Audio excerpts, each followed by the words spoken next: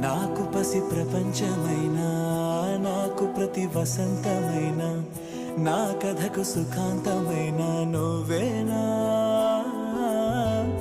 నాకు చిరు సంతోషమైనా, నాకు తొలి కన్నీటివైనా, నా కలకు నిజానివైనా నువ్వేనా.